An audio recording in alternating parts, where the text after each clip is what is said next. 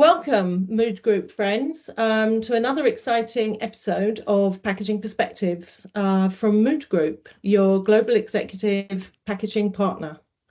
I'm very pleased to welcome today Anna Perlina, the managing partner of Integrity Solutions, who can share with us all excitement and all her knowledge about packaging and packaging waste regulations, a hot topic at the moment. Welcome, Anna. Where in the world am I talking to you from today? Hi, Emma. Thank you so much for inviting me to your podcast. And also, we've been partnering recently, our company. So happy to have that collaboration and support each other and support packaging industry. So yes, I'm based in Switzerland. So if you know, Wow. very close to Lausanne, that's the capital of Olympic Games. So Oh, wow. Yeah, never important been. touristic destination. Never been Yes. to Switzerland. Definitely a place on the list. Yes, but you need to save a bit before you come here. I mean, Swiss like to go for vacation outside because it's more affordable. So, Okay. And a favorite restaurant. Is there a favorite place you like to go, Anna, in Switzerland? well, since we talk about tourists, so if you're ever on the business trip, Yes. I can suggest a place which is very close to the railway station that we have in Lausanne. Okay. So if that's actually a Chinese restaurant. Recently, my family is really into Asian food.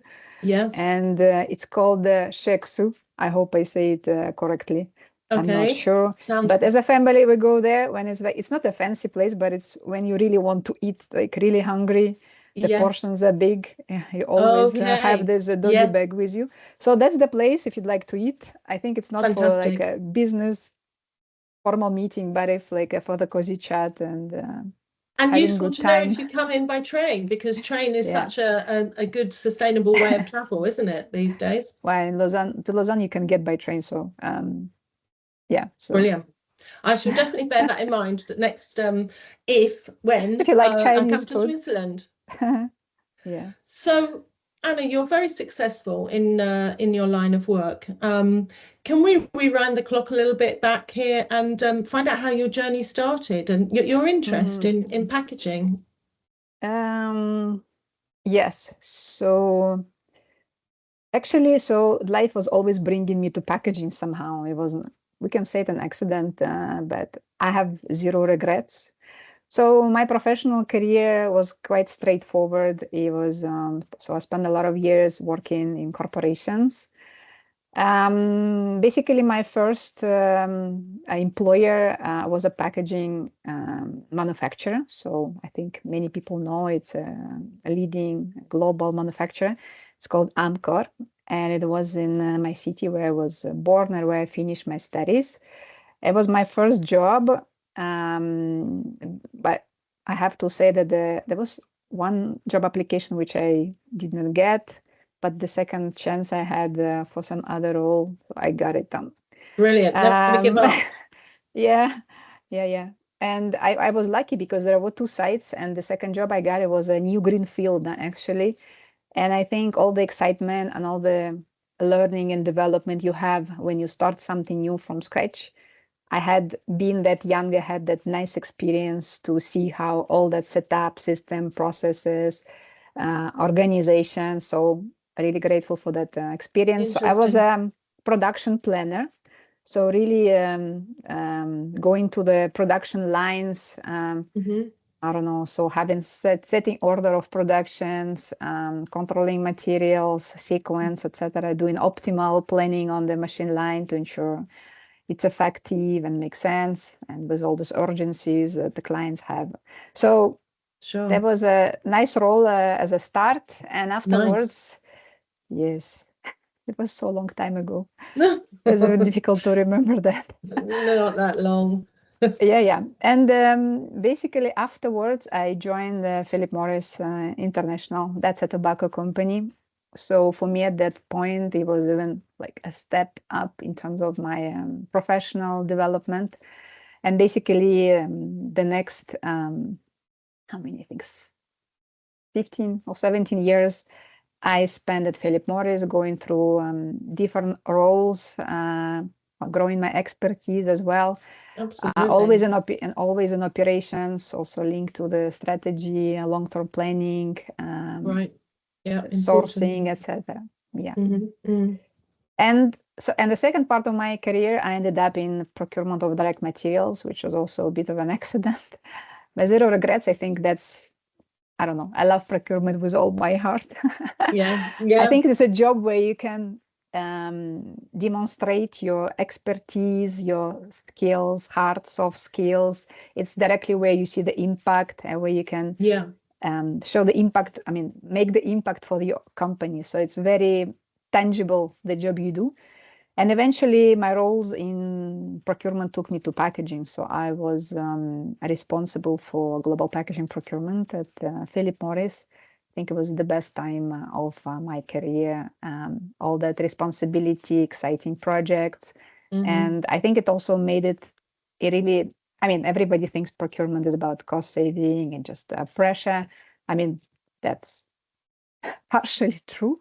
But I think there was this element that became very important last year, that about sustainability, and packaging is there on the front line of any product. So Absolutely. It starts from packaging, the impression that consumers have about the product. So we had a lot of projects on sustainability for packaging, and it's exciting to be part of something when you're there to reduce waste, I don't know, to reduce environmental impact. It gives purpose to your everyday job. Absolutely. So, yeah, that was exciting in my corporate. All those details, though, all those small details at the start, I think, you know, if you change slightly like a ship, you know, the direction can really go a long way wrong or the correct way. So I think to get that right is key. And obviously you have huge experience in that and knowledge. So exciting for you to be part of that and then share that knowledge now in the situation you find yourself in with managing integrity solutions. Can you tell us a little bit about that, Anna? Yeah, so at a certain point of my career, so I'm very grateful for the years I had at Philip Morris, but at a certain point of our career, we all think, what are we here for? A bit like, is that all that I'm made for? Is there anything else I can do in life? Because as life goes by, we want to try things and to have no regrets eventually, right? That we try the things. Yeah. And basically, I decided to change. So some people tell me Anna is brave. Some people tell me Anna is stupid. Because when you jump into uncertainty, well, it's always difficult in life. It's important that you have a support of your family and people, because it's a very big change, professional change. When you start something new, either you change your job, you go to another company, I don't know, you change the country, or you start your own business. So in my case, I decided that I give it a try, start something of my own. I was thinking that I've, let's say, accumulated enough experience to try it. But honestly, you always feel in packaging that is so, I mean, evolution is so quick. You always feel like you have to catch up, and it's so your expertise is never enough. You need to really be on track. So it was not easy, but I decided to go for that step. I was thinking, what do I do well? So this business perspective on packaging, where I was successful in my career, and I decided to, let's say, merge this part and then the sustainability part, and really focus the activities of my small company on sustainable packaging.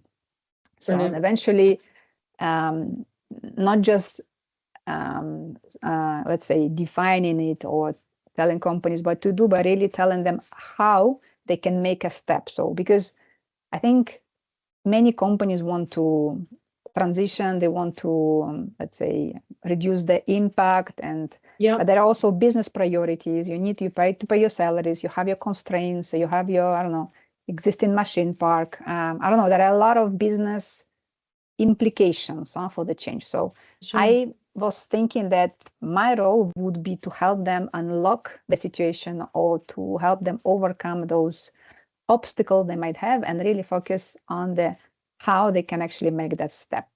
So that's how I'm positioning myself. I'm not a packaging material expert, but I know how to take the company from point A, from point B, thanks to my great experience that I had, corporate experience that I had.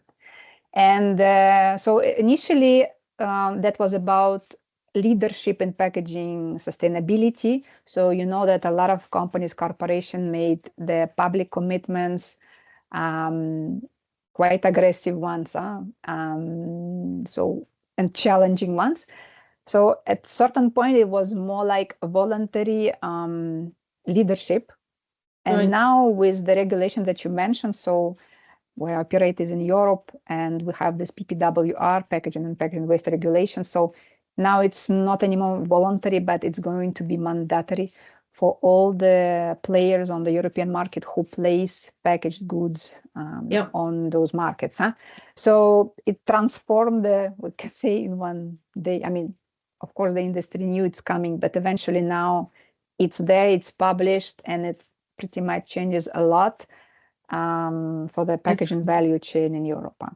4 months now, I think, right? Yeah. So it's been February. published. It's going to be in force mid of 2026. So really, when there are a lot of targets and milestones up to 2040. So it's really long-term vision, direction, and project for the companies. So because a lot of those milestones and targets are not yet achievable for many packaging applications. So companies need to get ready to embed it in their everyday activities. So every packaging change we do today, every packaging strategy needs to really take into account the impact of PPWR if that packaging goes on the European market. Absolutely. Brilliant to hear.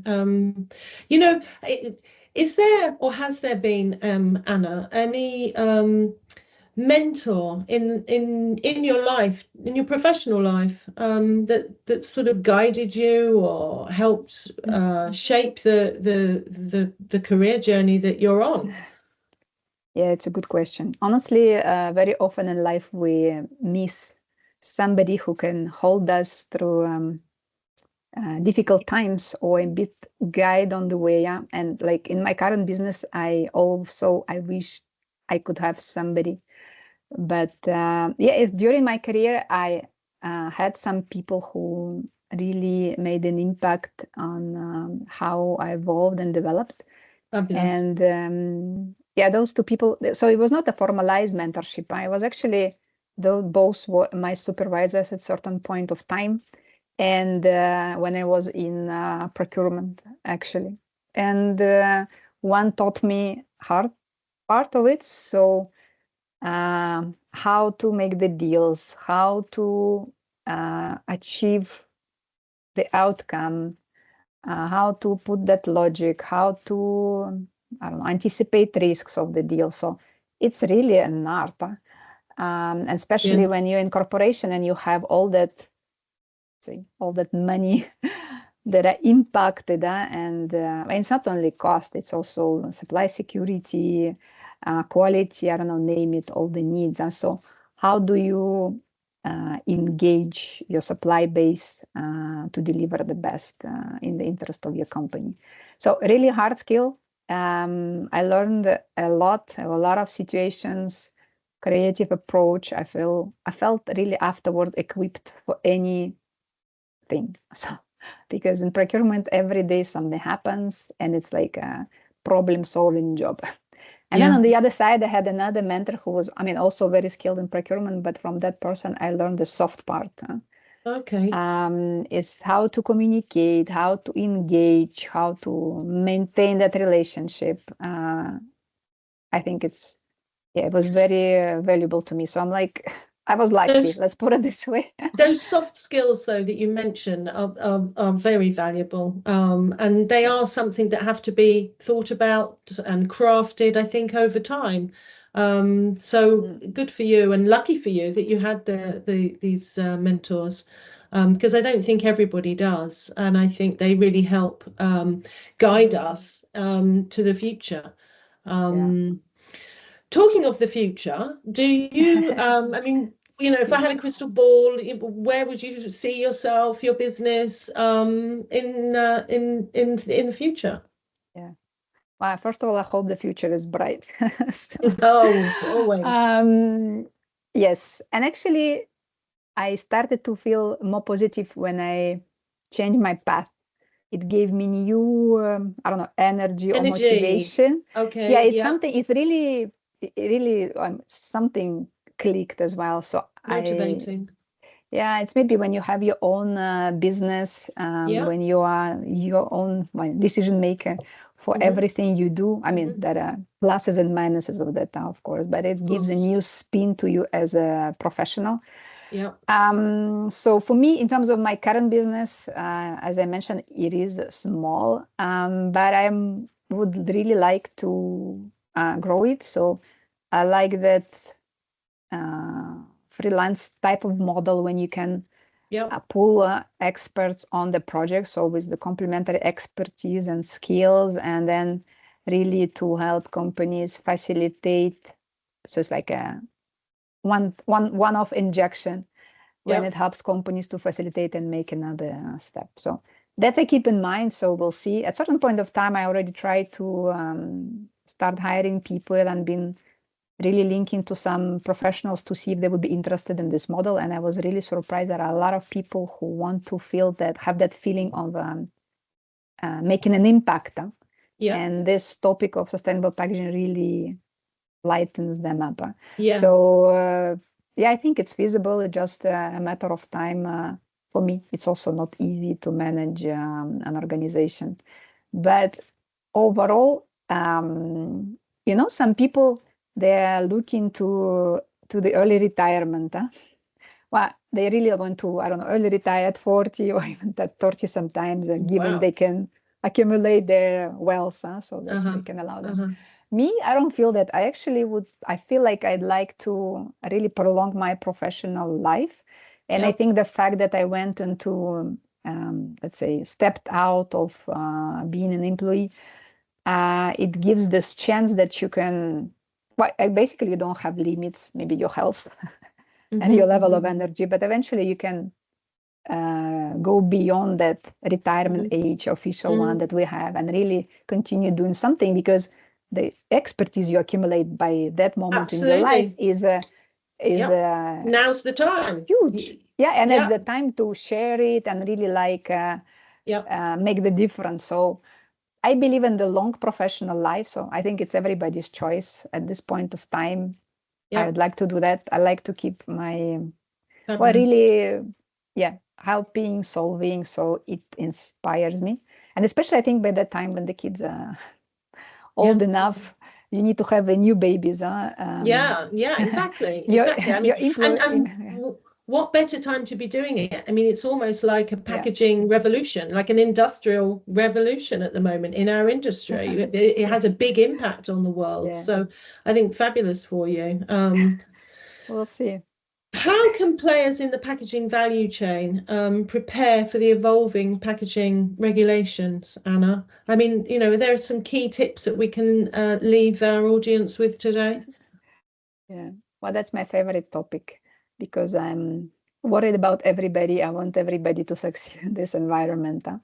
I think the tips, so I can split them in two streams. So first is for suppliers in the packaging industry, and then maybe the brand owners and the producers of packaged goods. So if we talk about the packaging suppliers, as per the regulation, the party that needs to demonstrate compliance is actually the company at the end of the value chain. So it's the one that puts the brand on the packaging and puts it on the market. But nevertheless, so all the packaging value chain needs to share information, and eventually this is the packaging industry that needs to provide the solution for the brand Consumer. owners to Yeah. comply, right?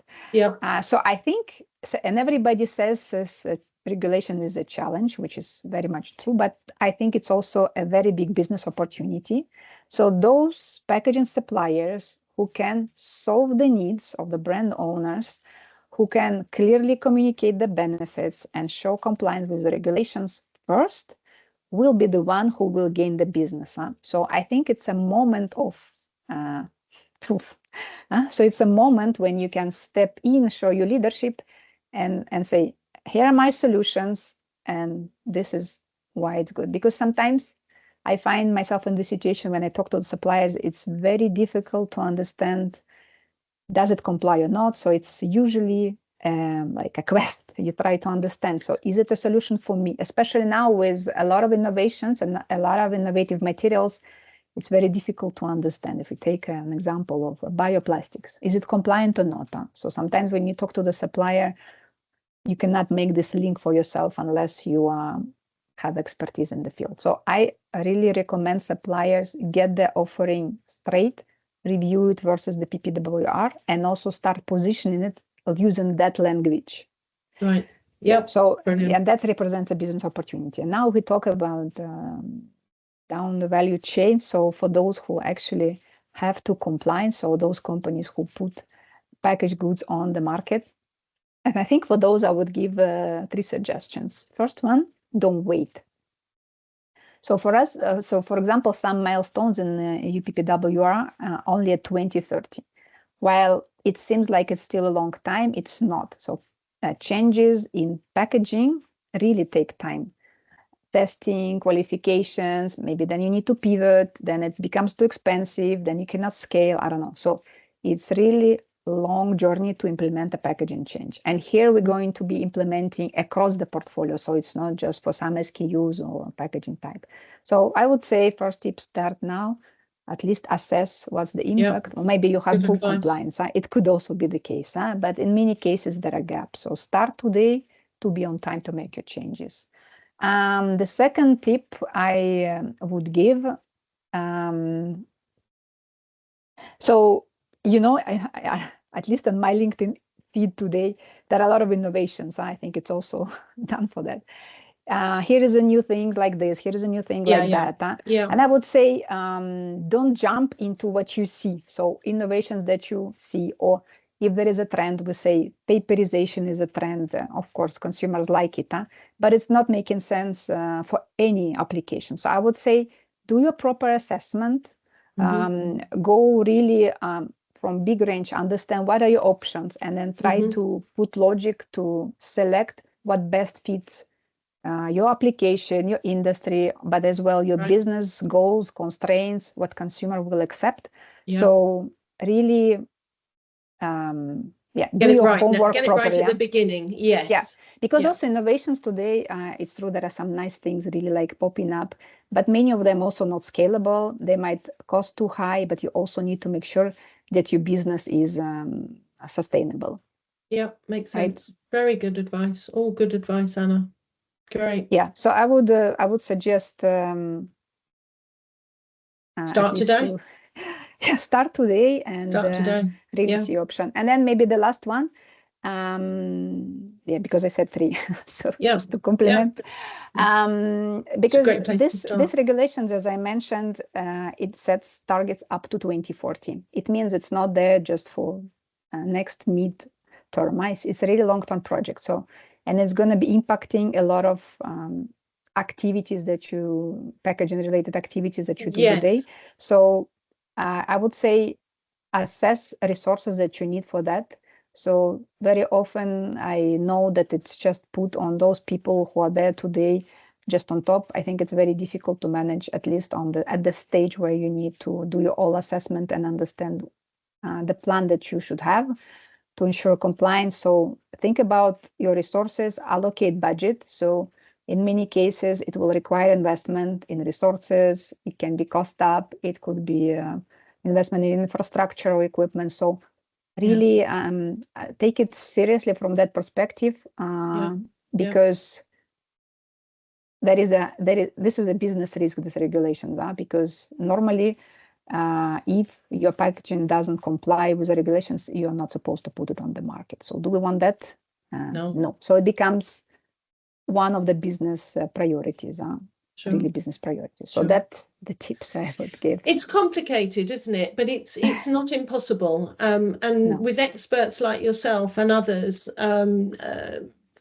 working this all out, in time, it should all work. There's no reason why it shouldn't. And it'd be better for the planet, better for everybody. And that's where we're all at the moment, trying to unpick it and trying to work it out. But I think your excellent advice, Anna, should help many in our audience, and also to find you and to work with you on their projects. Yeah, let me know if you come with all that skill and all the procurement knowledge, as you say, and that's a fantastic foundation. So. Lucky you, lucky us to be associated, and lucky our audience. Yeah, thank you so much. I'm happy to be part of this. Yeah. Yeah. Is there anything else, Anna, you'd like to add about your career so far, or anything you would say to your younger self, or to some young college graduates, university graduates out there, thinking maybe, should I think about packaging? Should I, what, and any thoughts? Yeah, but first of all, you should definitely think about packaging. So it's a fun world with a lot of opportunities and opportunity to make a change. Yeah. But I think also... We agree, of course. Yeah, of course. Yeah. But I think the younger generation is really lucky now, because the way the society works is that we want our kids really to do what they like. So really to think. Well, at least I'm trying with my daughter. I'm trying to discover what does she like, what's her talents, and I tell her, follow that. So if you think about your education, follow that. And she says, oh, if I define it for the whole life, I say, of course not. Now you can change it. It doesn't mean that you choose your career once. You can you cannot change it. You can completely change it. So don't be afraid. If you like something today, go for that. Later on, you like something else, you can pivot always. And I think that what I would give the advice to my younger self is that follow what you like. Because when you like what you do, you really become successful. You do better, you have energy, you motivate, you're happy to in the morning to go do your work. So I don't know, that's as simple as that. It sounds a bit philosophical, but I think that's how it works. So I totally agree. Let's get some younger generation into packaging. Now's the time. Yeah. No, I like to talk because I'm also do volunteering. So in Switzerland here we have a lot of startup accelerators, and I participate in one which is based not far away from me geographically. So, and it's fabulous to see how people come with all those ideas, how brave they are to pursue them, crazy things, working without financial aid, but believing in something. So it's very pleasant to see that the progress is there, that there are innovators, and the new ideas are coming. Sometimes they're so impressive and curing some problems of this world. So so go for that. One of the beauties of life, the next generations. Well, Anna, it's been lovely talking to you today. Thank you so much for your time. We wish you well, and perhaps let's catch up another time.